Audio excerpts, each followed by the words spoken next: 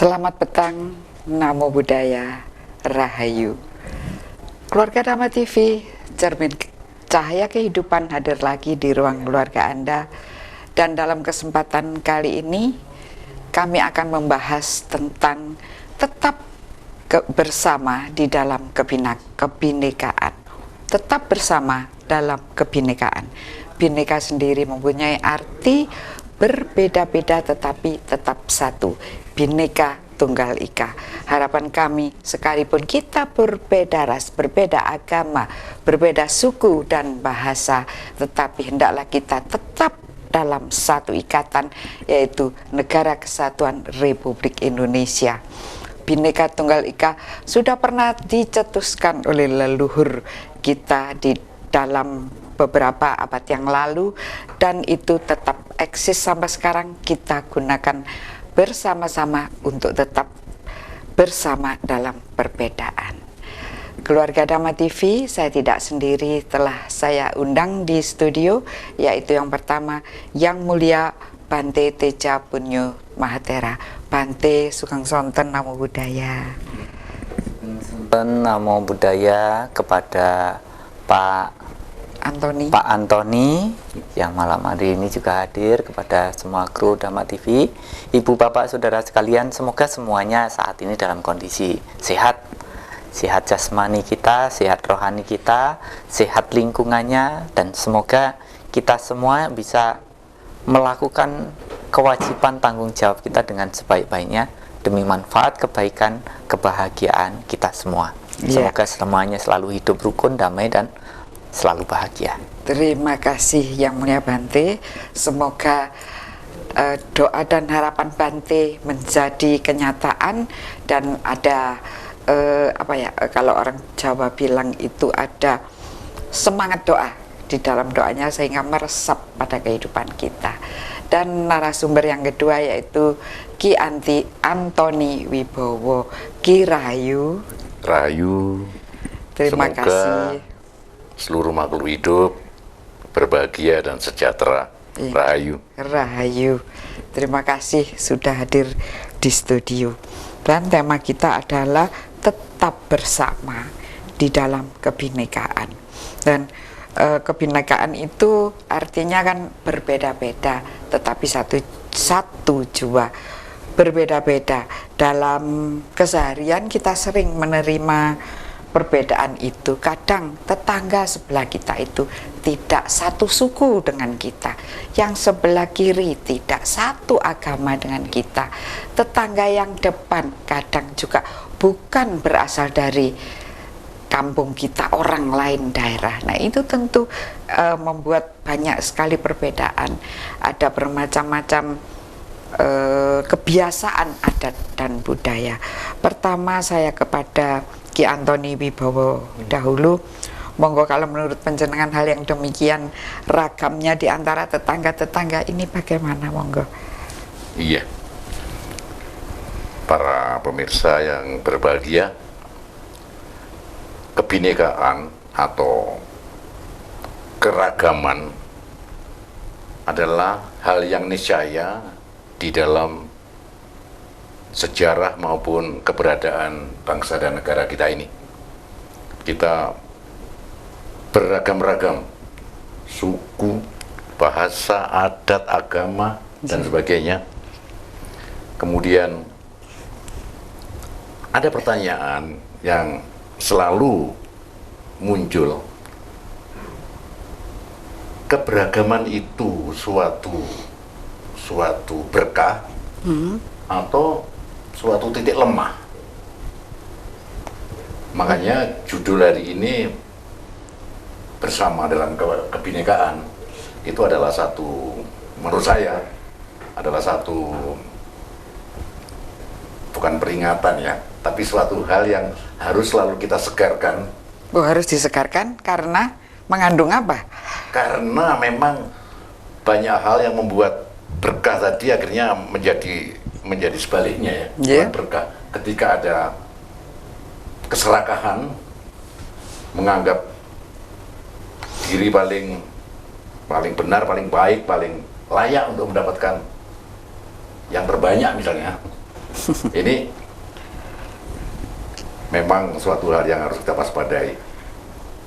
Tentunya ajakannya Bu Ani adalah mari kita tetap melangkah bersama, menjaga persatuan, kesatuan, menuju ke depan yang lebih baik. Mungkin sementara itu Bu Ani. Itu ya. Kadang-kadang kan begini nggih, Romo Antoni. Kadang-kadang kita ini bisa berkata begitu ya. Tapi kadang-kadang kita ini terjebak pada situasi dan kondisi di mana aduh saya ini orang kecil loh. Ora bisa nyapa-nyapa, bisane ya mung apa kalau wong Jawa itu priayi nandang brangti.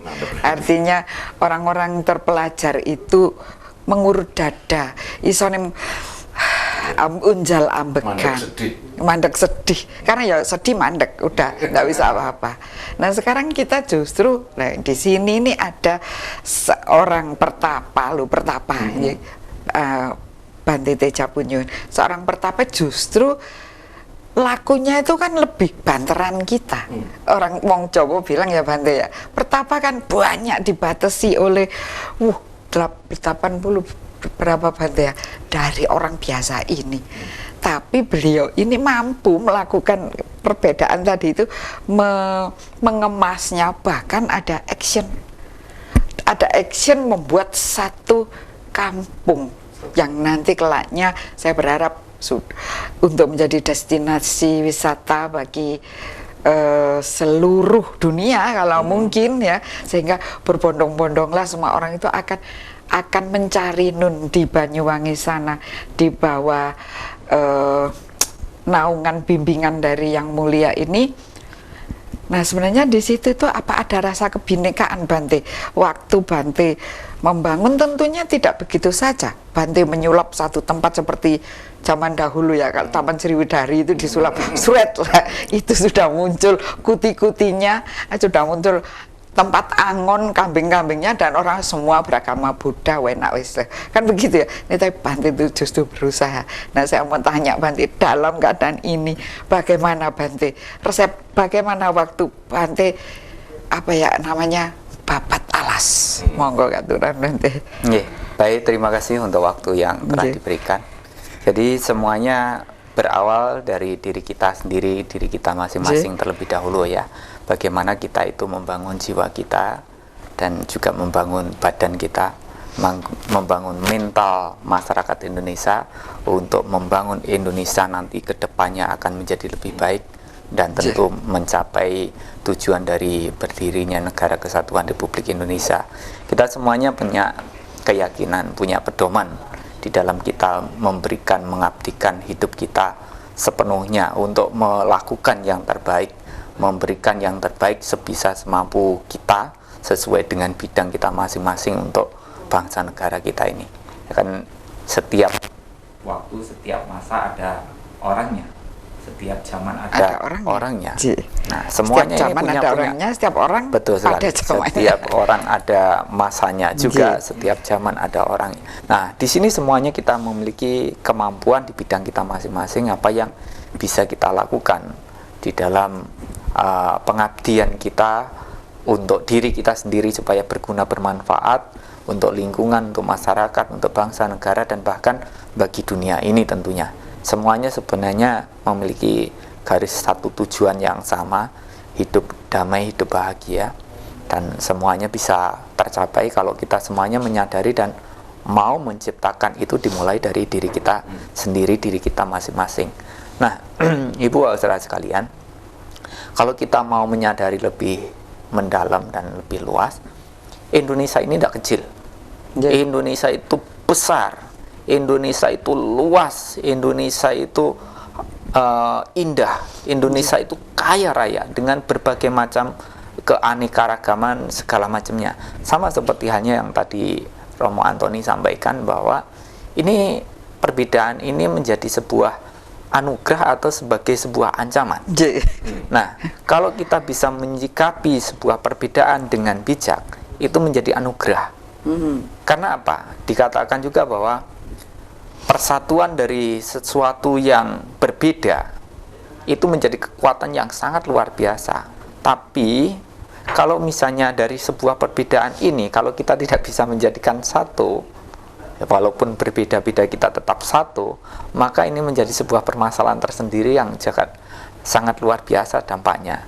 Nah, maka di sini kita harus sadari sepenuhnya yang sama tidak perlu kita beda-bedakan. Yang beda juga tidak perlu disama-samakan. Biarkan semuanya memiliki tradisi budayanya masing-masing, dan itulah kekayaan kita. Jadi misalnya orang Jawa tidak usah ke Batak-Batakan, orang Batak tidak usah ke Jawa-Jawaan. Ya Batak tetap jadi Batak, Jawa jadi Jawa, Madura juga begitu. Semuanya punya ciri khas budayanya masing-masing. Tetap pertahankan di dalam apa yang menjadi kekayaan di daerahnya masing-masing. Dan begitu ini bisa kita jaga, kita bisa lestarikan, kita bisa mengatakan inilah Indonesia. Gitu, Bante. Berbeda-beda tetapi kita tetap rukun, tetap damai, kita tetap bisa melakukan yang terbaik bagi kebersamaan, bagi kehidupan ini, bagi bangsa negara ini. Jadi istilahnya kan memang masanya itu berbeda. Kalau dulu beberapa waktu yang lalu sempat kami sampaikan di perenungan dalam rangka memperingati Hari Kemerdekaan Republik Indonesia, ya, yang ke-74 ya. Dan ini usia yang tidak muda lagi itu. Tapi kalau kita saat ini masih sempoyongan, itu bukan berarti salahnya pendiri bangsa. Tetapi sebenarnya ini semua permasalahan kita semua.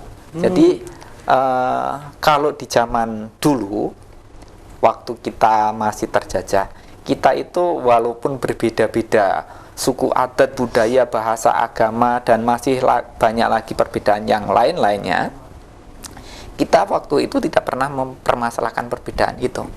Kita hanya punya rasa satu, merasa terjajah, merasa menderita, terjajah dan menderita. Dan kita semuanya sepakat ingin berjuang terbebas dari penjajahan, terbebas dari penderitaan karena penjajahan itu. Maka karena itulah kita tidak pernah mempermasalahkan itu. Akhirnya dari Jongsong yang ada di Indonesia, Jong Jawa, Jong Sumatera, Jong Celebes, Jong Kalimantan, Borneo, segala macam, semuanya kumpul jadi satu. Kemudian mengikrarkan bahwa mereka satu nusa, satu bangsa, satu bahasa, menjadi satu. Tidak pernah mempermasalahkan yang lainnya, cuma satu itu yang menjadi pedoman kita. Nah, begitu kita menjadi satu, kita berjuang, ya harus korban harta benda, nyawa, tidak apa-apa, yang penting kita merdeka, harus pisah dengan keluarga, dengan orang-orang yang dicintai, yang disayangi, tidak apa-apa, ini adalah akibat dari sebuah perjuangan. Bukan hanya itu saja, berkorban jiwa dan raga untuk tujuan merdeka. Setelah berjuang merdeka, apa yang terjadi sekarang? Nanti kita akan lanjut berikutnya. Menarik sekali ini keluarga Dharma TV. Rasanya saya mendengar cerita Bante ini sampai ndowe gitu ya. Karena cocok sekali, tetapi kita jeda sejenak. Setelah yang satu ini kita kembali lagi tetap di Dharma TV. Menarik sekali apa yang dikatakan oleh Yang Mulia tadi, bahwa semuanya itu bila dimulai dari diri sendiri dulu, baru kemudian semuanya akan ketularan, semuanya akan menurutkan kita. Ini kadang tidak bisa diterima, Bante, karena saya memberi itu kan hanya pada kelompok saya. Saya memberi itu hanya kepada, bila saya menuai pamrih, Bante. Kalau saya memberikan seperti nguyai segoro, saya tidak mau. Nah, bila ada pendapat semacam itu, bagaimana di dalam kebinekaan, Bante? Saya rasa kalau semua orang berpikir seperti itu, kita menjadi negara ini tidak akan pernah merdeka dari sejak zaman dahulu. Ya, jadi karena waktu itu semuanya berpikir, kalau saya berjuang tidak bisa angkat senjata, tidak bisa, saya punya singkong, ini bawa singkong, ini punya jagung, bawa jagung, punya ini, punya itu. Ya semuanya berkorban, berdana, beramal melalui apa yang mereka miliki, apa yang mereka mampu, sehingga punya bontrot untuk berjuang. Nah, tentara ini bisa berjuang, bisa berperang karena tenaganya kan dari supportnya orang-orang yang memiliki kemampuan itu, memiliki sedikit ataupun banyak, itu sebagai sebuah sumbangsih bagi perjuangan bagi bangsa negara ini. Makanya tadi saya katakan, kalau dulu kita tidak pernah mempermasalahkan perbedaan, tapi setelah kita sukses berjuang menjadikan negara kita merdeka, mampu mengusir para penjajah, sekarang loh kok malah mempermasalahkan itu. Tugas kita bukan mempermasalahkan perbedaan-perbedaan itu, harusnya mengisi dari apa yang telah mereka perjuangkan oleh pendahulu-pendahulu kita. Saya yakin semua orang ingin melakukan yang terbaik pada dalam hidupnya bagi bangsa negara ini. Tapi yang terbaik sesuai dengan kemampuan kita belum tentu yang terbaik menurut orang lain. Jadi misalnya dari perbedaan yang ada, misalnya orang Jawa, orang Kalimantan, orang Sulawesi, orang Bali, orang dari mana-mana seluruh dunia, semuanya ingin memberikan yang terbaik. Nah, begitu semuanya ingin memberikan yang terbaik, yang terbaik menurut orang Jawa belum tentu yang terbaik menurut orang Kalimantan. Yang terbaik bagi orang Kalimantan belum tentu yang terbaik menurut yang di Sulawesi atau yang di Sumatera atau yang di tempat yang lainnya. Tapi semuanya ingin memberikan yang terbaik. Nah, kalau semua sudah berpikir ingin memberikan yang terbaik, melakukan yang terbaik, kristalisasi dari semua sebab-sebab yang baik itulah kita mampu akan menjadikan Indonesia menjadi lebih baik, karena bagaimanapun kita bagian dari Indonesia gitu. Nah, maka dari itulah tugas kita saat ini sebenarnya kalau sebagai pelajar, ya mari kita menjadi pelajar yang baik, karena ada 3 masa kehidupan yang harus kita lewati dengan baik: masa belajar, masa dewasa, masa tua kita gitu kan. Jadi kalau masa belajar ya mencari ilmu pengetahuan, ya sekolah benar-benar, kuliah benar-benar. Tujuan kita adalah mendapatkan ilmu pengetahuan. Namanya ilmu pengetahuan tidak ada batasnya, akan terus berkembang. Kemudian setelah punya pengetahuan, yang kedua adalah masa kita mempraktekkan, melaksanakan pengetahuan kita. Kalau sudah pinter, ya bener kober untuk mempraktekkan, melaksanakan. Oh gitu ya. Ya, jadi kalau ya bener, ya kober nanti. Iya, pinter, bener, dan kober juga untuk mempraktekkan. Nah, kalau kita misalnya hanya pinter tapi kemudian tidak bener atau tidak kober untuk melakukan, wah, ini ilmunya tidak ada gunanya juga. Koberi loh kadang. Koberi nanti kadang. Nah, kemudian kalau kita sudah waktu menerapkan ini, di masa tua kita ini kan bisa menikmati waktu saya masih sehat, masih kuat, masih muda, saya telah melakukan yang terbaik. Tidak ada penyesalan yang kita lakukan karena mengingat perbuatan-perbuatan yang selama ini sudah kita lakukan sesuai dengan apa yang sepatutnya dilakukan. Jadi tidak ada penyesalan. Kalau tuanya nyesel, waktu masih muda saya tidak sekolah benar-benar, tidak kuliah benar-benar, pengangguran, ngerusak sini, ngerusak sana, tuanya sengsara itu. Kadang-kadang yang tuanya ini karena masa mudanya tidak bahagia, mungkin malah memprovokasi yang muda-muda, ini repot lagi. Jadi golek follow nanti nulari. Golek follow. Jadi masa muda, masa kita mencari ilmu, silakan kita mencari ilmu pengetahuan. Mari selesai itu kita praktekkan supaya masa tua kita ya bisa menikmati di usia tua dengan ketenangan, kedamaian, kebahagiaan. Dan kemarin beberapa kesempatan selalu saya sampaikan, dengan usianya kita yang terus bertambah, yang harus kita pastikan kita itu harus tambah wijaksono, harus bijaksana. Itu yang pertama. Selain tambah kebijaksanaannya, tambah pengetahuannya tadi, harus tambah banyak kebaikannya untuk sanggup kehidupan berikutnya. Gitu kan? Wijaksono tambah baik, nawa malih Bante. Kemudian selain tambah baik, kurang kekotoran batinnya, kebenciannya berkurang, keserakahannya berkurang, hawa nafsunya mulai berkurang lah. Sudah sepuh ini. Kalau hawa nafsunya tambah, berarti gak sepuh Bante. Ya, nanti tuanya sengsara ini. Kemudian juga yang terakhir, semakin bahagia hidupnya. Harusnya lah, seperti itu berarti apa yang dikatakan Bante ini, lek wong Jawa ngomong cocok karo batinku kan gitu ya Bante ya. Enak loh 4 yang diajarkan tadi. Nomor 1 apa tadi Bante? Tambah wicaksono, kebenarannya ya bertambah, terus tambah kebaikannya juga. Ya, kebaikannya di kedua ya Bante ya. Kebaikannya bertambah, terus berkurang hawa nafsu, keinginannya, hawa nafsunya berkurang. Kang kaping pungkasan ya tambah bahagia hidup. Nah, Berarti kalau melakukan 3 ini sudah, tetapi yang keempat ini tidak tercapai, berarti ono sing gonjing ya kalau orang Jawa dulu-dulunya nate gonjing, sehingga hidup kan sebenarnya akumulasi Bante. Seperti kita ini kalau setiap hari berlatih tentu kita menjadi pelari yang handal, tapi kalau tidak pernah berlatih, gak tahu melakukan berlatih, aduh angel kalau berlatih meditasi abot ya, berlatih kebaikan nih ya loh, sing tanpa pamrih ini kalau tidak dilatih juga berat sekali rasanya.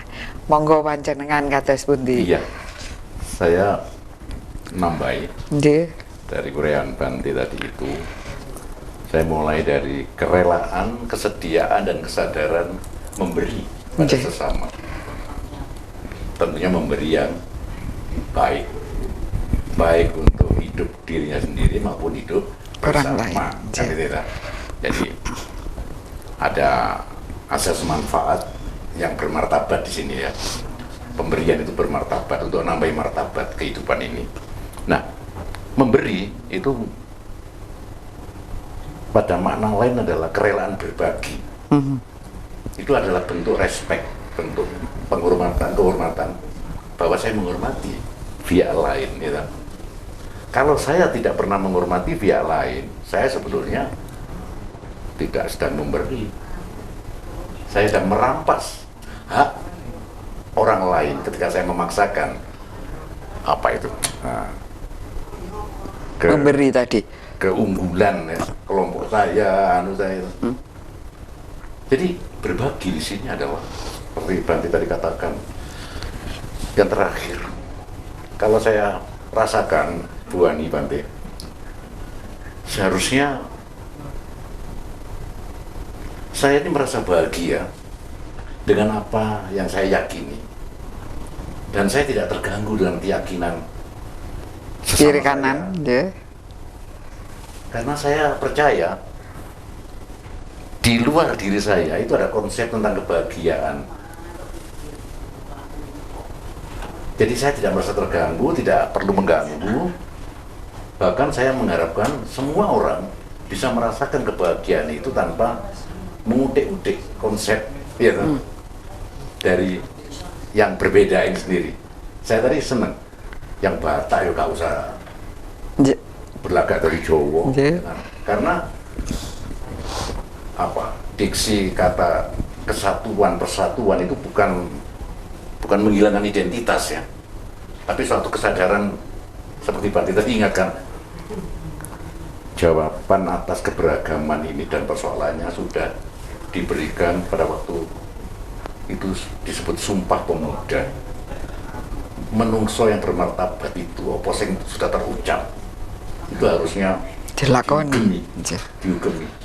Rupanya bangsa ini sudah rodok mengingkari sumpahnya. Ada 3. Satu nusa, ini memecahkan persoalan perbedaan kewilayahan pulau-pulau menjadi satu kesatuan kepulauan, satu wilayah tanah air. Satu bangsa, ini memecahkan persoalan perbedaan suku, agama, ras menjadi kesadaran sebagai bangsa, kesatuan bangsa. Kemudian satu bahasa adalah memecahkan persoalan komunikasi, karena manusia itu butuh berkomunikasi dan berrelasi lewat bahasa. Tanpa mematikan bahasa-bahasa yang beraneka ragam ini, kita butuh satu bahasa yang mempersatukan, bahasa yang kita pakai, bahasa nasional, bahasa Indonesia ini. Saya kira itulah konsep pada waktu itu sudah mempunyai jawaban yang cerdas. Bahkan kemudian Pancasila, sila pertama kan ketuhanan yang Maha Esa. Seharusnya itu tidak perlu orang-orang kita yang beragama ini memasalahkan rasanya kok saya teraniaya, saya kalau kita menghormati sesama tadi itu gitu. Karena ini bukan negara agama. Kita bukan konsepnya negara agama, tapi negara kesatuan, negara kebangsaan. Bukan negara agama. Jadi persoalannya adalah ketika ada orang-orang, ada kelompok-kelompok yang menghendaki lebih kan.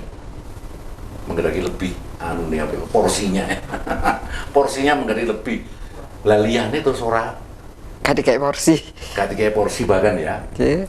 namanya teralienasi ya, namanya terpinggirkan, namanya ya Tersingkirkan. ini yang berbahaya ketika ada watak yang kemarin kita diskusikan, ketika seseorang itu kena watak takut, khawatir, dan serakah pada kekuasaan, ini akan awal dari segala bencana Kehancuran. kesatuan keluarga bangsa ini sendiri. Saya pikir sementara ini sampai di situ dulu. Jadi butuh kebersamaan ya di dalam ketuhanan yang Maha Esa itu sudah jelas sekali merangkul. mengakomodasi semua konsep agama-agama yang diakui di Indonesia. Jadi artinya tidak perlu merasa teraniaya, tidak pernah merasa agamaku terbaik, nggak perlu ya. Betul, kalau menurut saya begitu. Gitu. Nanti dijelaskan oleh yang mulia ini. Ya. Baik, kita tetap di Dhamma TV. Setelah yang satu ini kita kembali lagi. Menarik sekali keluarga Dhamma TV. Kita tetap bersama di dalam kebinekaan. Dari Romo Antoni tadi mengatakan bahwa di dalam sila pertama yang berbunyi ketuhanan yang Maha Esa itu sudah sangat dijelaskan bahwa itu lebih sudah mewadahi semua agama apapun yang ada di Indonesia. Kalau kita melihat negara Eropa ya, misalnya kita melihat Jerman itu satu Jerman tuh loh, semua sama, bahasanya ya Jerman, agamanya ya enggak tahu agama Jerman situ, makanannya ya makanan Jerman situ. Jadi enak, totoannya enak ya. Misalkan hari tempe, hari ini sudah enggak boleh makan tahu, enak, semuanya mau kok kan gitu. Kemudian Inggris ya begitu. Ini orang Inggris, bahasanya Inggris, makanannya Inggris, bahasanya Inggris, agamanya Inggris. Jadi enak, semua di dunia itu cuman punya satu. Kalau nanti misalnya bagaimana konsep pernikahannya, pakai adat saya apa adat kamu, podo ya, hampir di Eropa itu sama semuanya, sampai ke negeri Cina itu loh, sama, hampir sama tatanya. Lah kalau kita ini orang Banyuwangi ya Bante ya, orang Bareng, orang Blitar, lain loh. Tapi it's okay, aduh anak saya kawin sama orang Banyuwangi, bagaimana Bante nanti perkawinannya? Gini, oh iya tapi saya boleh ya Bante bawa kembar wayang gini? Boleh, enak kan? Jadi itu sudah diwadahi di dalam ketuhanan yang Maha Esa yang luar biasa, bisa menampung segala kekayaan budaya kita. Nah ini kita di dalam ketuhanan yang Maha Esa itu, apakah dulu pernah Bante diajarkan oleh Sang Buddha, bila mana saya dengan Bapak Antoni ini berbeda agama, begitu Bante? Monggo penerangannya Bante. Jadi yang awalnya dari perkembangan ajaran Buddha sendiri kan di India. Bukan berarti di sana itu tidak ada keyakinan yang lain. Waktu itu sudah ada keyakinan yang lain juga sebenarnya. Cuma kan setelah Buddha Pertapa Siddhartha mencapai penerangan sempurna, Buddha berpesan, Hipasiko, datanglah melihat dan membuktikan. Jadi jangan percaya terhadap sesuatu yang disampaikan oleh gurumu sekalipun. Jangan mempercayai terhadap kitab sucimu yang sudah tertulis ratusan ribu sekalipun, atau tradisi tata cara upacara yang sudah turun-temurun. Tetapi kita itu dianjurkan untuk mempercayai apa yang sudah kita lihat, yang sudah kita buktikan sendiri. Nah, saya sendiri sebenarnya juga kalau ditanya, Bante menjalani hidup seperti itu untuk apa? Ini untuk membuktikan apakah memang ajaran Buddha ini membawa keberkahan, kebahagiaan bagi diri saya, kepada semua orang, semua makhluk, atau tidak. Kemarin kami sempat itu juga diundang, jadi kami itu di Surabaya ada forum lintas agama juga, namanya juga macam-macam di situ. Ada forum Beda Tapi Mesra, FBM gitu kan. Kemudian ada juga Indonesia Merayakan Perbedaan. Dan masih banyak lagi forum-forum yang lain. Nah, kami kemarin waktu itu diundang untuk menghadiri pembukaan Mulkernas Gereja Maranatha Indonesia. Dan juga dihadiri oleh beberapa dari negara-negara sahabat. Kami semua dari tokoh lintas agama datang untuk menyampaikan doa supaya Mukernasnya berjalan dengan baik dan membuahkan buah pikir yang baik yang tentu akan berguna, bermanfaat bagi kita semua. Nah, pada waktu di dalam perjalanan penjemputan, kami ngobrol-ngobrol dengan seseorang yang jemput kami, kemudian tanya, bagi umat Buddha itu sumbangsinya bagi bangsa negara ini apa? Oh, ditanya Apakah begitu. kita hanya istilahnya melihat peristiwa diem aja, ataukah melihat peristiwa itu harus mengambil tindakan tertentu? Waktu itu saya bilang, kan ada yang berpendapat kalau ada melihat peristiwa ya sudah, biarkan saja. Tapi tidak semua masalah itu harus disikapi dengan cara seperti itu, harus dengan cara diem. Tapi harus ada tindakan. Tapi juga memang tidak semua masalah harus diambil tindakan-tindakan seperti itu tadi. Kita dengan cara diam pun juga ada masalah yang bisa selesai kayak gitu kan. Seperti itu, kayak misalnya isu gitu, nggak diopenin, nggak diurusin, lama-lama selesai sendiri gitu kan. Tapi kalau misalnya masalah kebutuhan gitu kan, itu ndak bisa, lapar demo aja gitu kan, ndak bisa. Ndak bisa, Ada reaksi tindakan untuk supaya permasalahan itu bisa selesai. Jadi waktu itu saya sampaikan, kalau kami yang bisa kami lakukan selama ini, yang pertama adalah dengan berbagai macam permasalahan yang selama ini terjadi, entah itu yang langsung berhubungan dengan kami atau berhubungan dengan masyarakat Indonesia, negara kita. Itu yang pertama kali adalah bagaimana kita ini memiliki kesadaran yang baik dulu. Sadar dulu lah. Diri sendiri dulu. Kesadaran pada diri kita sendiri. Kalau ada masalah itu, kalau bisa membantu, ayo kita bantu. Kalau tidak bisa membantu, diemo. Kadang-kadang kita bantu orang iso rusak gitu kan. Nah, ini yang repot ini. Jadi cobalah kita ini, kalau kita ada masalah bisa membantu, ayo kita bantu. Karena ini adalah negara kita. Tapi kalau kita tidak bisa membantu, sadar dan juga mampu memiliki kesabaran, mengendalikan diri supaya tidak berpikir yang buruk, bertutur kata yang buruk, berperilaku yang buruk, atau menulis di medsos dengan kata-kata yang buruk yang memprovokasi. Ini bukannya menyejukkan, malah nanti memprovokasi, timbul masalah semakin besar seperti itu. Jadi kalau menurut hemat kami, inilah yang selama ini kita tanamkan. Pertama kali kita memiliki kesadaran siapa saya dan apa yang harus saya lakukan untuk menciptakan kondisi yang lebih baik. Yang seperti tadi saya katakan, kalau kita tidak bisa memberikan sesuatu yang lebih baik, memberikan solusi tidak bisa, ya setidaknya kita bisa bersadar diri, bersabar diri, mengendalikan diri. Seperti itu juga, tidak malah semakin merusak gitu kan. Jadi setelah kita mampu memposisikan diri kita dengan baik, kalau kita mampu ngajak yang paling dekat dulu, keluarga dulu lah. Diawali dari keluarga kita dulu. Kalau ada kejadian ini, udah kamu ndak usah ikut-ikut, tenangkan, damaikan. Ini ada yang ngurusin, ada pejabat, ada aparat, itu yang kerjanya mereka. Kamu semua sebagai keluargaku, ayo semuanya ada di rumah, menjalankan kewajiban tanggung jawab kita di rumah. Waktunya masak, pergilah masak. Yang waktunya kerja, tetaplah kerja. Yang waktunya pergi ke kantor pertanian, ya silahkan pergi ke pertanian. Maksudnya ke sawah ladang, ya silahkan gitu ya. Yang jadi pedagang tetaplah melakukan aktivitas-aktivitas itu, karena untuk yang urusan-urusan ini tentunya sudah ada yang melakukan. Nah, cuma permasalahannya nanti kalau misalnya sudah pelajar, kemudian pedagang, petani ngurusi yang bukan urusannya, wah ini repot lagi. Nanti rusak itu nanti. Jadi semuanya harus mampu mengendalikan diri dan kemudian berusaha untuk mempengaruhi sekelilingnya untuk berlaku yang baik dulu. Nah, kami selama ini berusaha juga untuk menggunakan berbagai macam kemampuan dan keterampilan yang kami miliki untuk menggali kekayaan yang ada di negara kita dan menjaga melestarikan itu tanpa harus mengadopsi tradisi budaya yang lain, sedangkan kita sendiri lupa dengan tradisi budaya kita, gitu kan.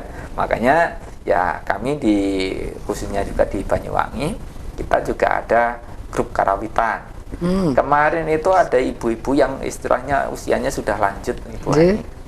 Minta izin sama Bante, kami ini kan dulu waktu masih muda suka jaran kepang. Kalau seumpamanya dilahirkan lagi, dihidupkan lagi, bagaimana Bante? Oh silahkan, Itu kan budaya kita. Kalau memang itu panjenengan masih bisa dan mau melakukan, silakan. Ya cuma saya dalam hati ya mikirnya. Tuh panjenengan sudah sepuh-sepuh apa itu rematik pegelinunya ndak kampuh itu nanti saya pikir-pikir begitu. Tapi karena semangatnya yang luar biasa. Sembuh loh Bante. Silakan. Sembuh biasanya gitu itu. Jadi yang bisa nari silahkan nari, yang bisa nyanyi silahkan nyanyi. Kemudian yang punya keterampilan, punya kerajinan silahkan. Jadi kan kemarin itu beberapa kesempatan kami juga ucapkan terima kasih kepada Gata Foundation yang dari Jakarta, digawangi oleh Ibu Mega. Beliau Bu Megawati, tapi ini bukan Bu Megawati Presiden Soekarno bukan, gitu, bukan. Tapi Bu Megawati beliau memang di aparat ya, di Angkatan Darat. Beliau membawa Gata Foundation ini datang ke Banyuwangi untuk memberikan penyuluhan tentang kesehatan, dampak lingkungan yang tidak sehat pada kehidupan, dan juga mengajari untuk bagaimana menjaga kesehatan lingkungan, menjaga kesehatan makanan, pola kehidupan kita supaya kita semuanya sehat gitu kan. Sehat lingkungannya, sehat orang yang tinggal di dalam lingkungan itu. Kalau sudah sehat kondisinya seperti itu, nah kita mau sembahyang, mau melakukan hal-hal yang baik kan bisa gitu kan, belajar mempraktekkan yang baik bisa. Kemudian selain beliaunya juga mengadakan kegiatan aksi sosial, bakti sosial seperti itu, kami kemarin juga mengundang orang-orang yang punya keterampilan, bikin selim, bikin makanan ringan, bikin manisan, bikin es krim segala macam, bikin alat obat gosok. Ya daripada beli, kalau tidak mampu kan bikin sendiri boleh kan. Bahan-bahan yang tersedia di lingkungan kita di desa itu banyak sekali. Jadi menggunakan itu untuk ya setidaknya untuk kebutuhannya sendiri bisa terpenuhi. Karena apa? Di Banyuwangi itu kebanyakan masyarakatnya masyarakat petani. Jadi waktu tenaganya dimanfaatkan hanya pada waktu bertanam dan panen. Pada waktu setelah tanam mereka banyak anggurnya gitu. Nah waktu-waktu seperti inilah digunakan untuk membuat kerajinan, membuat keterampilan, bikin ini, membuat itu, yang harapannya apa? Ini bisa menciptakan lapangan pekerjaan, ekonominya tambah meningkat. Jadi semuanya itu tidak istilahnya itu kerjaannya presiden. Saya itu begitu melek pengen makan enak, tidur nyenyak. Semuanya itu adalah tanggung jawab pimpinan, tidak begitu. Tapi semuanya harus berpikir apa yang saya bisa lakukan ini untuk kesejahteraan, untuk kebahagiaan, untuk menciptakan lapangan pekerjaan, untuk ekonomi yang lebih baik, untuk membantu pemerintah supaya kesejahteraannya bisa adil dan merata. Nah itu yang harus kita lakukan untuk semuanya bisa berkiprah di bidangnya masing-masing, mengisi kemerdekaan di dalam ruang lingkup kebinekaan. Luar biasa Bante. Nyun sewu desa apa Bante? Saya kebetulan sekarang tinggalnya di Desa Jajak. Jajak. Berapa kilometer dari bibir pantai Bante itu? Kalau di Jajak ini agak ke tengah, jadi kalau ke bibir pantai memang agak jauh. Jadi kalau dari sini yang pertama dikunjungi adalah Jajak. Kalau misalnya ke Pesanggaran atau Kandangan Sarongan itu ya agak lebih besar. Itu baru di bibir pantai. Di sana itu sebenarnya juga banyak keindahan alam yang luar biasa, kekayaan alam yang luar biasa yang sesungguhnya inilah Indonesia. Kadang-kadang saya promosi juga, Indonesia itu bukan Malang kok.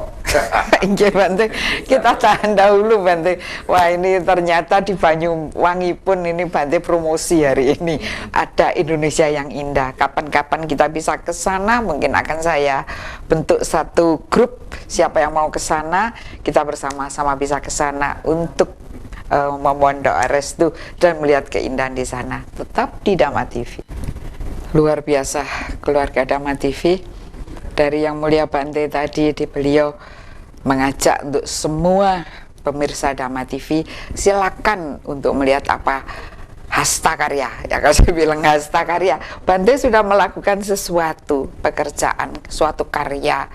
Di sana beliau membangun suatu desa, di mana di sana saya pernah melihat fotonya, pernah melihat videonya itu ada gunungan yang ditandu, kemudian diberi berkah, dimakan bersama, dibagi-bagi bersama. Jadi apa panen raya nggih Bante nggih. Jadi ada satu upacara yang sudah digagas di daerah Pesanggaran khususnya. itu namanya upacara unduh-unduh. Oh, undo-undo. Jadi masyarakat setempat karena memang mereka adalah petani, mereka membawa hasil pertaniannya untuk dibawa ke wihara. Nah, begitu nanti sudah dipersembahkan, dibawa ke wihara, kita upacarakan ya. Nanti setelah itu dibagi kepada orang-orang yang memang layak mendapatkan. Oh, Jadi begitu. ada satu kondisi yang memang kita mungkin bisa berbagi kepada saudara kita sesuai kemampuan yang kita punya. Jadi ada yang membawa kelapa, ada yang membawa beras, ada yang membawa jagung, ada yang membawa umbi-umbian segala macam. Sak duwene gitu ya Bante ya. Jadi yang kemarin kita bilang apa? Klungsu anggere udu. Jadi klungsu itu kan isinya asem ya Bante. Aduh, lah duweku klungsu tapi saya harus hadir, harus udu di situ tuh memberikan sesuatu. Aduh, ini luar biasa sekali. Ini kapan-kapan kita bisa ke sana. Yang lebih menarik lagi itu Bante mengatakannya itu hipasiku. Artinya itu coba lihat dulu, kemudian pelajari, logikakan dan lakukan. Ya Bante ya. Buktikan. Nek apik terus, nek elek ojo percaya sekalipun. Lah kalau itu ajaran Sang Buddha, bolehkah dia ditentang Bante? Sang Buddha saya kok tidak cocok dengan ini, misalkan begitu. Silahkan saja. Dari kemarin juga ada yang bertanya ke saya, Mbak Rada, ya. Beliau bertanya kepada Bante, kenapa Bante memilih jalani hidup jadi orang Buddha begitu ya? Kemudian jawaban saya begini, saya bertanya balik sebelum menjawab dari pertanyaan beliaunya. Kalau panjenengan pergi ke mall, mau belanja, mau beli pakaian, panjenengan kira-kira beli pakaian yang kayak apa? Saya bilang gitu. Beliau menjawab, saya mencari pakaian yang cocok, saya mencari pakaian yang nyaman, yang aman, yang bisa menutupi aurat-aurat yang bisa menimbulkan rasa malu. Nah, kemudian saya tinggal menjawab, ya seperti itulah saya. Saya memilih ajaran Buddha karena saya merasa cocok. Begitu merasa cocok, saya nyaman, aman, dan bisa mengetahui keburukan saya untuk kemudian saya perbaiki. Oh, ini buruknya saya di sini, buruknya saya di sini gitu kan. Jadi hidup kita supaya berproses menjadi lebih baik. Jadi istilahnya begitu kita mempelajari sebuah keyakinan, begitu kita terapkan, ini akan membawa keindahan, membawa kesejukan, membawa kedamaian, membawa kebahagiaan bagi kita yang melakukan dan juga bagi orang yang ada di sekeliling kita ngelihatnya, oh orang ini sejuk ya, orang ini damai ya, orang ini bahagia ya, gitu kan. Jadi semuanya bisa merasakan. Jadi dipakai terus Bante bajunya. Ya. Makanya Bante juga selalu memakai karena beliau merasa nyaman, merasa lebih baik ya Bante ya, merasa lebih baik dan terbukti. Coba kalau kita dekat Bante, rasanya kayak enak, rasanya semua persoalan banyak loh Bante gitu itu. Rasanya semua persoalan itu selesai. Jadi kemarin saya juga gitu, saya lagi suntuk gitu, Bante tolong saya di blessing Bante, saya bilang gitu, di blessing oleh Bante Dhammawijaya. Rasanya aduh, pokok rasanya persoalanku tak kena Bante tadi aku nerimo instan nih. Ada. Dan itu menjadi satu kebutuhan. Enaknya kita beriman kan itu Roma Antoni, bahwa kita ada sandaran hidup manakala kita namanya manusia Bante ya, seperti hidup seperti gelombang, suatu saat tergalaukan oleh suasana. Nah di sana kalau kita punya apa yang disebut iman, kalau kita itu Dhamma Sangha, satunya Buddha Dhamma Sangha, itu kemudian ya wes lah, jadi itu akan ada satu kekuatan di hati, sehingga itu membuat kita akan saya jalani, dan kebetulan di agama Buddha itu mengajarkan kalau ada masalah wasono tok kan gitu ya, nanti hilang sendiri. Jadi ya saya nikmati aja wis, iki anginnya banter, aduh gak udan-udan ini Bante, aduh anginnya, aduh iki apa debune banyak, jarno kok nanti datang sendiri hujannya. Oh gitu ya Bante, ya wis akhirnya kita tabah ya kan ya. Monggo Romo Antoni kados pundi, banyak yang kita pelajari dari yang mulia tadi. Yang jelas ada satu hal yang perlu kita segarkan ulang, yaitu bahwa kita itu manusia pribadi yang terus berjuang untuk menjadi lebih baik, lebih benar, dan lebih bermanfaat. Tadi Bante sudah memberikan satu kata kunci. Memang kedengarannya klasik ya, klasik. Klasik ya, Bante ini klasik. Klasiknya adalah segala sesuatu itu harus dimulai dari diri sendiri. Gitu. Yeah. Segala sesuatu dimulai dari diri sendiri.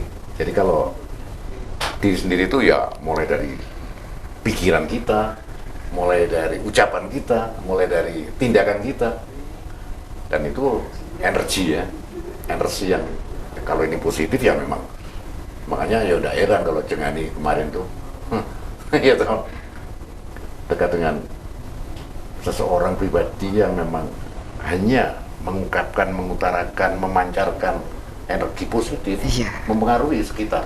Iya. Ini angger-angger hukum Alam. sinergi, hukum alam semesta ya. Jadi sesuatu itu bisa terpengaruh, bisa mempengaruhi. Tergantung sekarang positif atau negatif, Yeah. kotor atau bersih. Jadi, nah tergantung kita kan mempunyai kesadaran pandume urip yaitu nalar, gitu.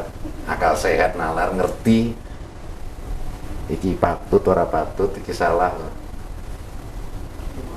Agama mengajarkan pilihan sing kilo, pilihan sing bener iki lho sing patut. Walaupun punya kebebasan kita ya. Iya. Nah menungso kadang-kadang gak asik ya milih sing bener. Ya gak asik. Gak asik.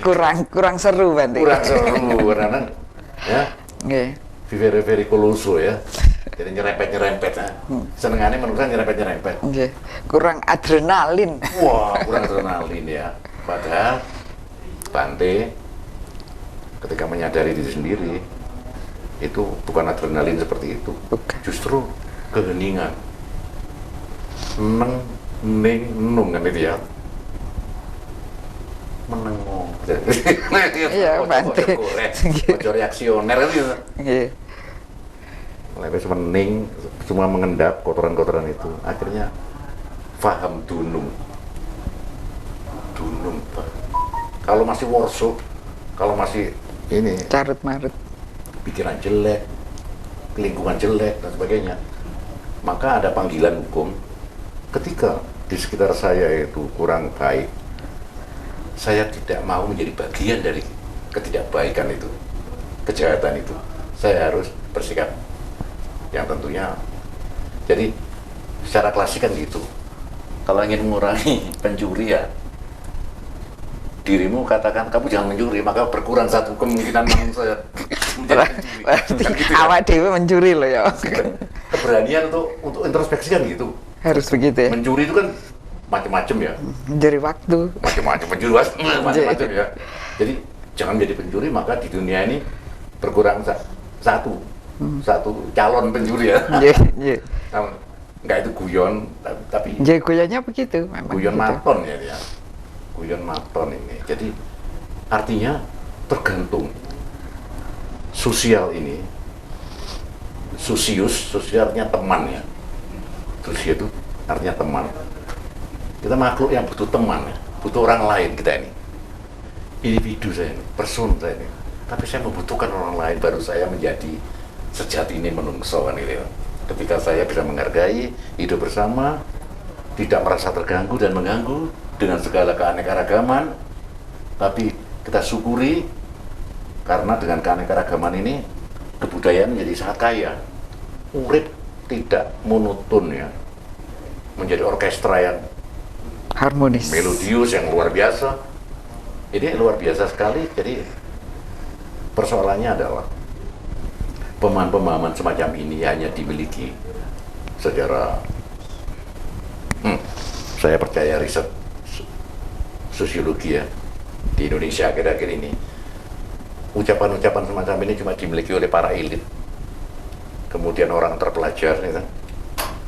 Para priayi. Iya, tapi masa di bawah yang bondone mung anut grubyuk rupa-rupa gedang, masa namanya. Nggih. Ini mudah sekali untuk digerakkan tanpa sadar, tanpa tahu bahwa pergerakannya itu menimbulkan kerusakan.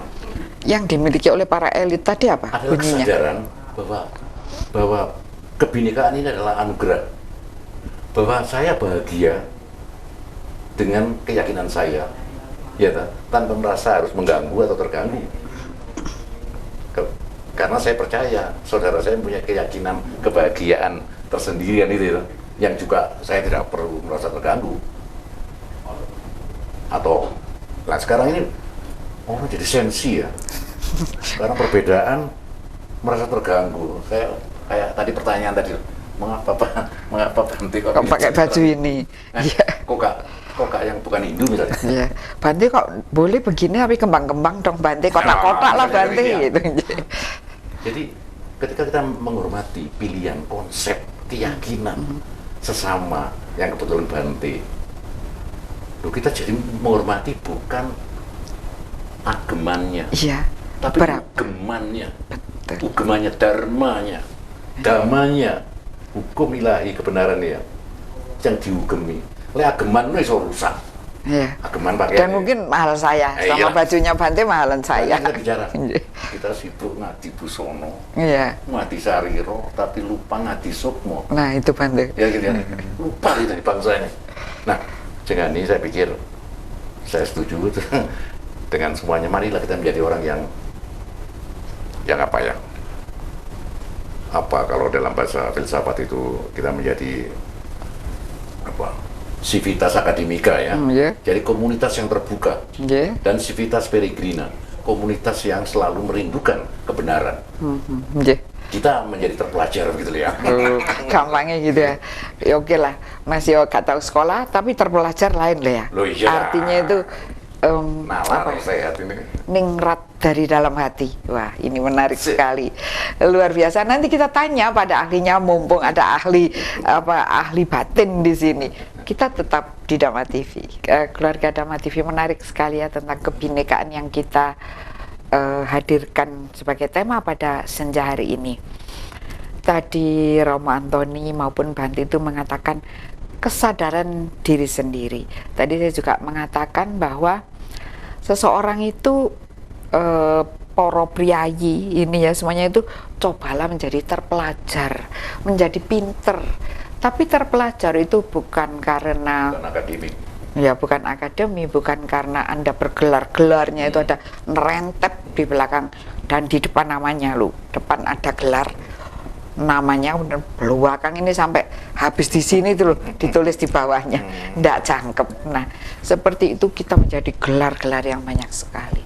Tujuannya adalah supaya orang tahu bahwa saya adalah seorang sarjana ini, sarjana ini, sarjana itu. Tetapi bagaimana seseorang sarjana itu artinya apa? Sarjana, sarjono. Sarjono. Apa itu? Orang yang pandai, orang yang terpelajar. Orang yang terpelajar artinya sarjono itu ya. Sarjono, sujono. Jadi orang yang bijak ya. Jadi yang selalu mempertanyakan ya.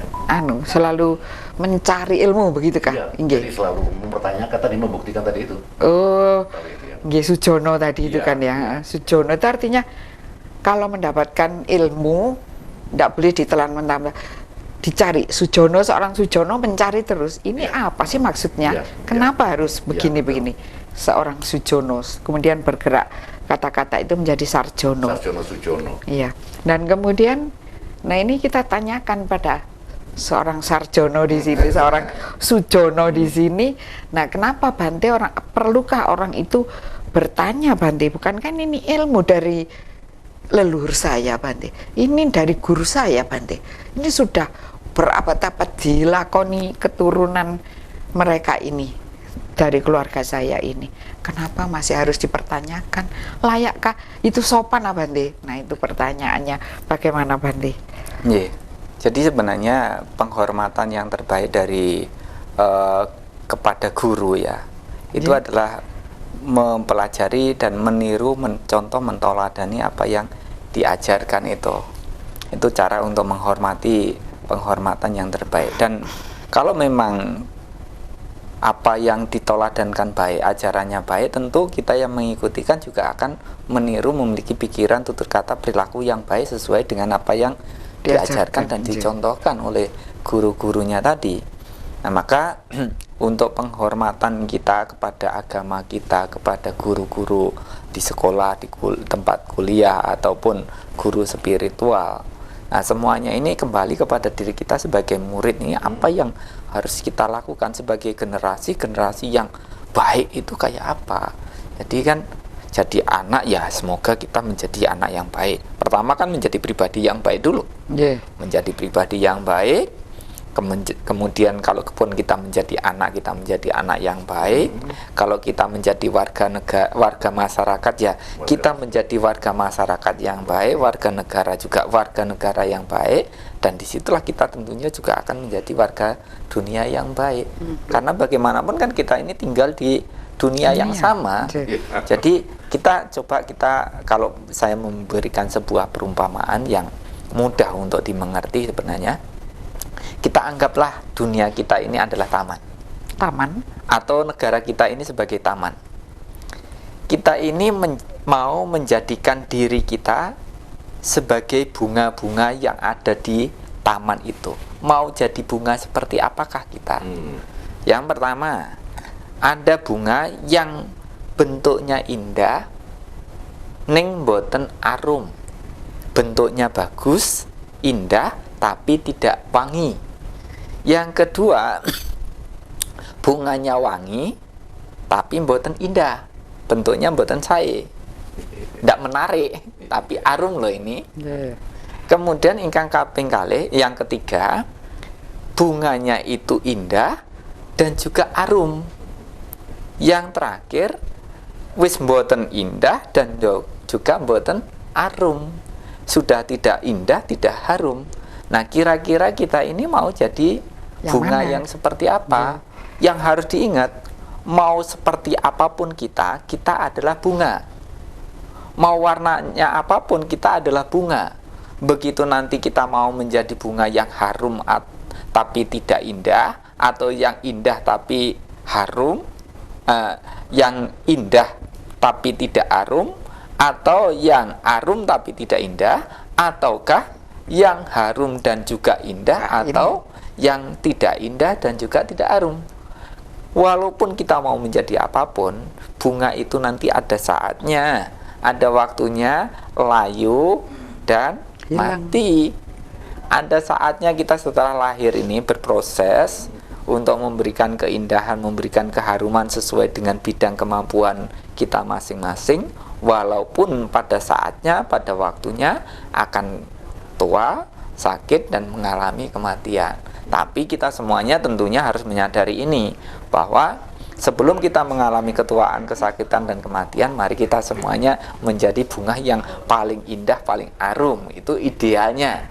Kalaupun tidak ada yang paling indah, paling arum, ya setidak-tidaknya mungkin menjadi indah toh. Ya, indah toh, atau tapi tidak arum. Tapi kalau hanya indah saja tapi tidak arum, saya rasa ini bukan pilihan yang baik juga. Mungkin ada arumnya tapi tidak indah. Tapi jangan sampai menjadi bunga yang sudah tidak indah dan sudah tidak arum. Itu pilihan yang sudah tidak bagus sekali. Nah, maka di sini plastik. Masih seindah. Masa indah, tapi lain banti yang dikatakan banti, malah amit-amit, harap sepisan, amit-amit, ojo sampai anak putuku ya, orang zaman dulu begitu Bante. Konon katanya amit itu dari Amitabha Bante. Apa mungkin gitu ya? Amit-amit anak putuku ojo dadi wong sing wis ora harum, juga tidak indah, malah menjadi bangke. Kadang ada kata-kata batang ngurip. Ya, pernah ya kita mendengar itu ya. Nah, itu luar biasa sekali. Monggo Romo Antoni, dari yang diatur no Bante, yang diberikan Bante kepada kita tadi, bagaimana? Iya, saya pikir memang pesannya jangan sampai keliru, karena kalau jadi bunga A itu adalah takdir saya, misalnya saya jadi suket misalnya, ya, tapi suket sing apik, suket sing bener, jadi iso dipangan karo sapi, karo wedhus, karo gitu ya. Ini pesannya saya pikir di situ Bante ya. Jadi bukan membandingkan perbedaan. Arum di sini bukan hanya arum harafiah di sini ya. Ini para pemirsa saya ini harus diingat ya. Jadi bukan wujud lahiriah kembang wilayah ngono, tapi memang rasanya harum namanya loh ya. Iya. Yang disampaikan Bante ini. Jadi hidup itu menjadi bermakna, bermanfaat ketika hidup kita itu memang kita sadari sebagai laku hidup kita, maksud saya laku hidup kita sebagai bentuk penyembahan kita dan bentuk persembahan kita. Pikiran kita yang baik, yang arum tadi itu, jiwa batin kita yang baik, yang arum tadi, yang indah tadi itu, layak menjadi persembahan. Maka puspa, bunga, puspa di dalam konteks agama gitu, itu sering menjadi lambang dari namanya apa puja-puji ya. Yeah. Puspa. Jadi layak hidup harus menjadi puspa, layak menjadi wujud persembahan, tapi sekaligus penyembahan saya.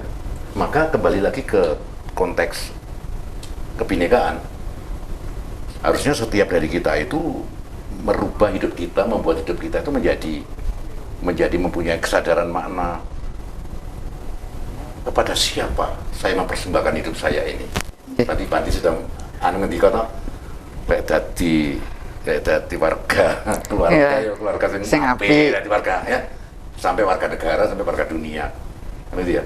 Jadi kepada siapa dan kepada apa hidup saya ini saya persembahkan sesuai dengan keberadaan saya itu loh. Keterbatasan dan keunikan saya. Sekaligus ini bentuk penyembahan saya kepada yang saya imani, saya akui sebagai yang mengadakan saya. Sejauh mana kita menyadari, moga-moga kegiatan kita sore seperti ini menjadi bentuk persembahan. Saya pikir ini perlu kita sadari terus ya. Iya. Jadi kita menjadi terkontrol, terkendali, dan belajar juga loh. Iya, akhirnya mempunyai makna dan manfaat. Dan ini moga-moga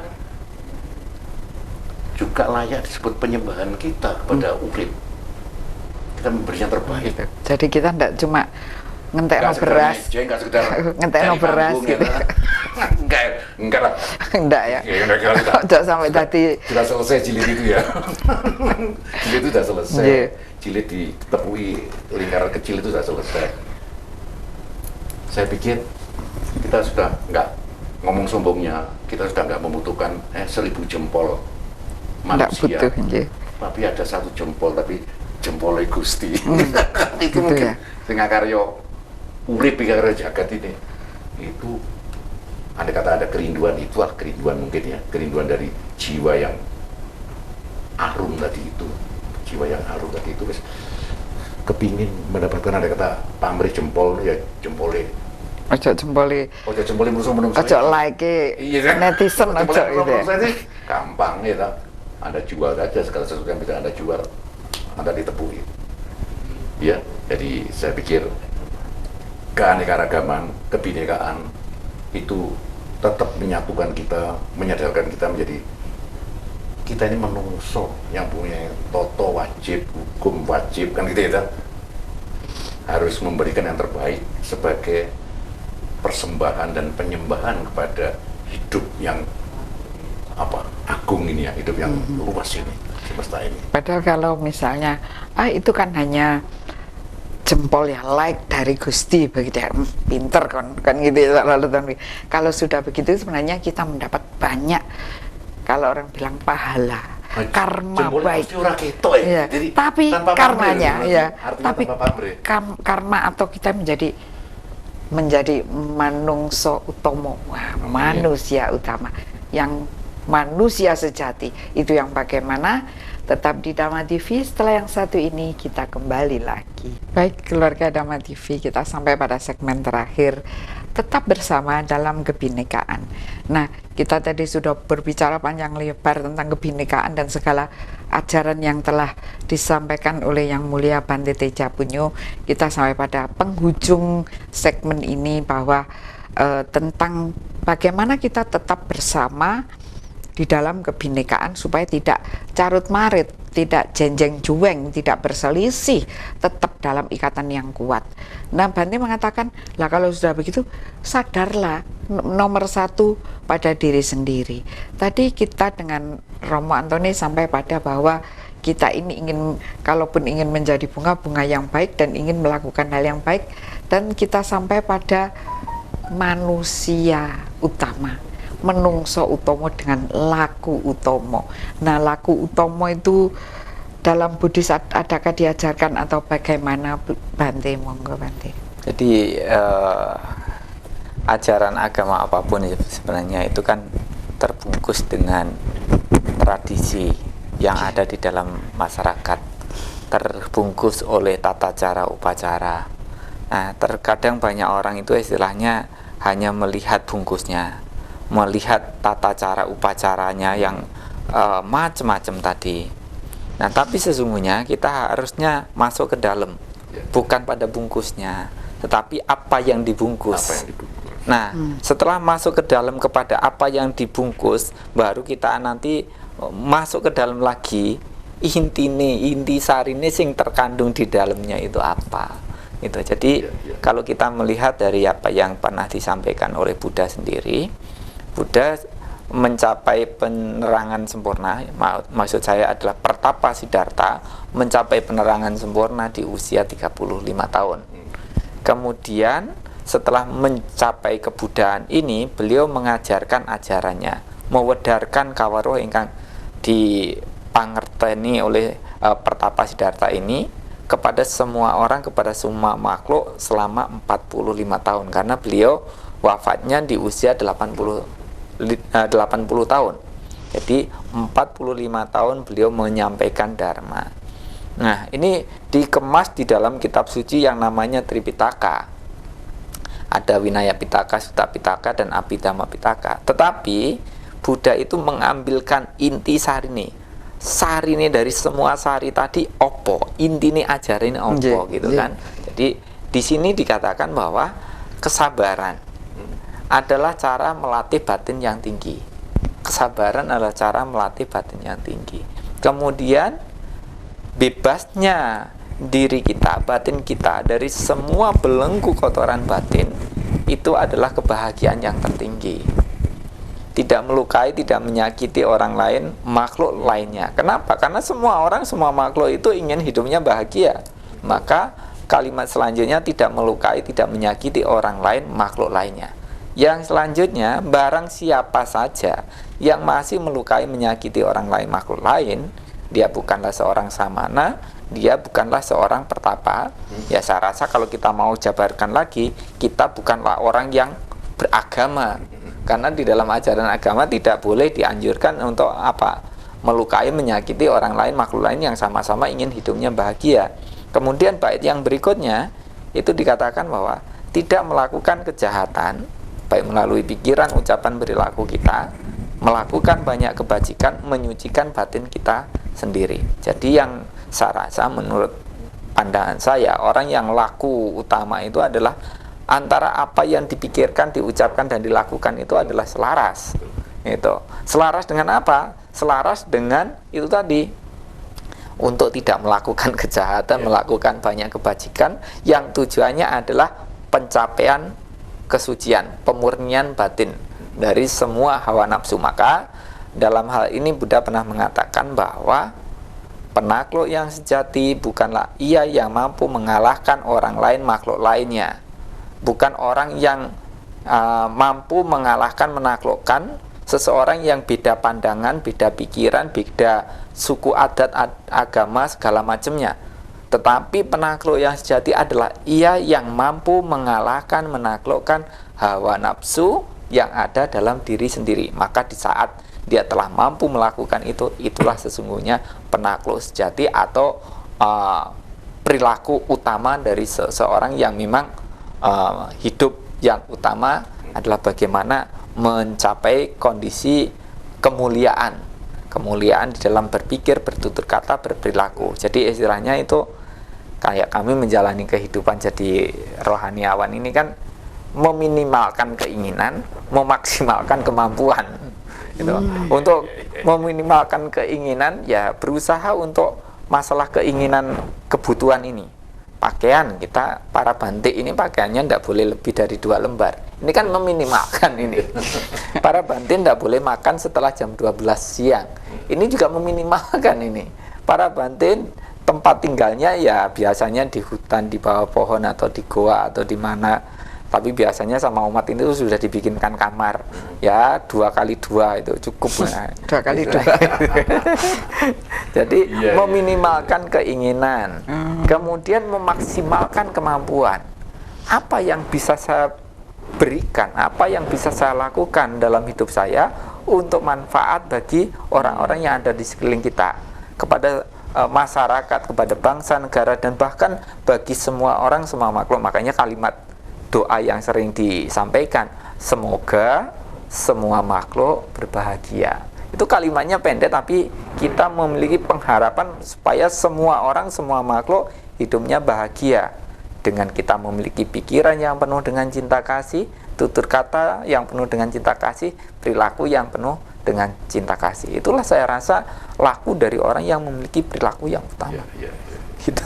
Itu boleh dilakukan setiap hari, boleh dilakukan di dalam komunitas, boleh ditularkan anak putu, Bante. Jadi begini, Bu, kalau kita sudah meyakini bahwa Dharma adalah menjadi pedoman kehidupan kita, kan umat Buddha itu berlindung pada Buddha Dhamma Sangha. Buddha itu adalah sadar. Makanya kan ada kalimat bahasa Jawa yang mengatakan sak bejo-bejone wong lina luwih bejo wong kang eling lan waspada. Jadi yang pertama itu adalah kesadaran. Nah, itu.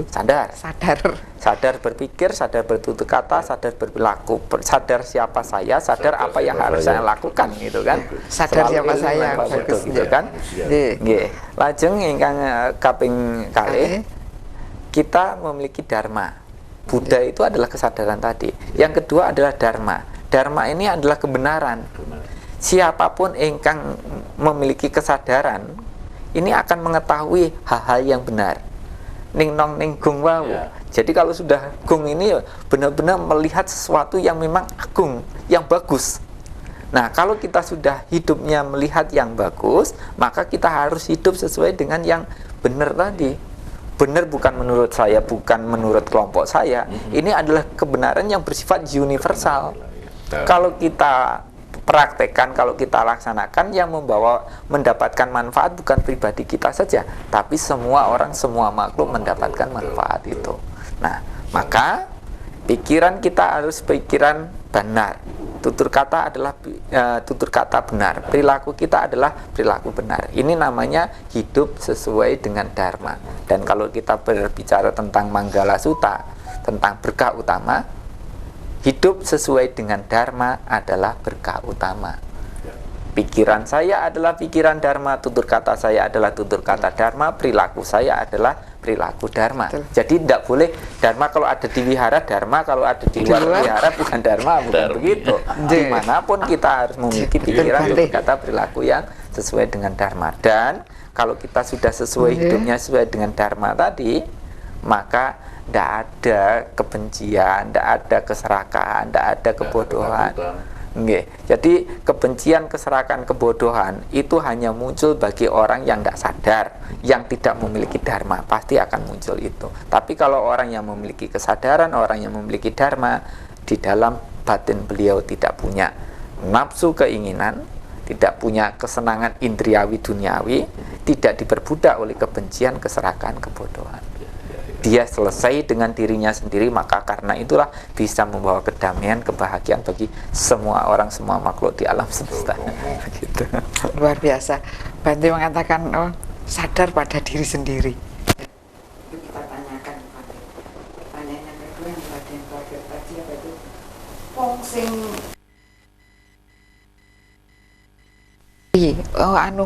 dia seorang panembahan yang sudah selesai, wong sing wis tuntas, sudah selesai. Nah, ini artinya Bante tadi mengatakan sudah tidak mempunyai nafsu dan apa keinginan-keinginan. Tidak ada Monggo Bante. keterikatan, ya, Nggih, dua kepentingan pertanyaan ini keterikatan. 3 menit Bante. Matur Nggih. nuwun. Jadi mohon maaf kalau saya menyampaikan itu bukan berarti saya ini orang yang sudah suci ya. Jadi Iya. saya ini masih proses belajar. Kita itu mengatakan bahwa Iya. kita hidup adalah sebuah pembelajaran. Iya. Jadi semoga kita ini apa yang Antoni. Pak Antoni punya, semoga saya bisa mendapatkan sesuatu yang bermanfaat. Apa yang Bu Ani punya, semoga saya juga mendapatkan. Namanya istilahnya asih asah asuh. Mari kita saling asah, saling asuh, saling asah asih asuh itu tadi. Begitu kita semuanya bisa menjalankan begini, saya rasa yang pertama sih sebenarnya kita itu harusnya bisa mau mendengar dari sesuatu yang berbeda dari kita. Cuma kadang-kadang itu kalau kita sudah menganggap diri kita paling baik, kita tidak mau mendengarkan yang lainnya gitu. Sudah tidak mau mendengarkan yang lainnya, sudah langsung mengklaim yang lain salah kecuali punya saya gitu kan. Itu menjadi permasalahan. Nah, maka dari itulah saya rasa kita semuanya harus kembali kepada tujuan kehidupan kita supaya hidup kita ini tidak sia-sia.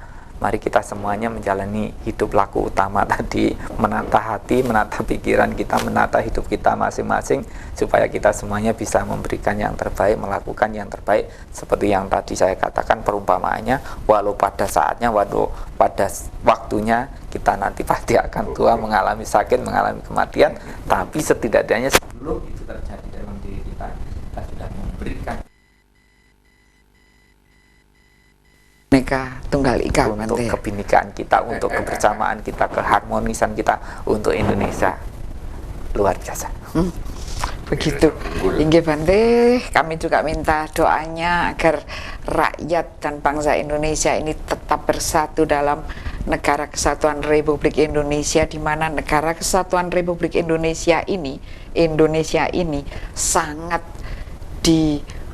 iri, banyak yang iri, negara lain iri dengan kebersamaan kita, dengan negara kesatuan kita. Semuanya bagaimana negara seluas itu, bagaimana negara dengan berbagai macam agama, berbagai macam suku bangsa dan bahasa tetap bersatu di dalam Bhinneka Tunggal Ika Tanhana Dharma Mangroa, yang artinya berbeda-beda tetapi satu jua, tidak ada kebenaran yang perlu yang kontradiksi. Ya, yang kontradiksi. Saya juga mengucapkan terima kasih kepada Yang Mulia Bante, terima kasih kepada Romo Antoni. Semoga apa yang kita berikan kepada seluruh pemirsa Dhamma TV di senja hari ini berguna dan bermanfaat bagi kita semua. Sabe sata bawantu sukitata, semoga semua makhluk berbahagia. Rahayu Sagung Dumati.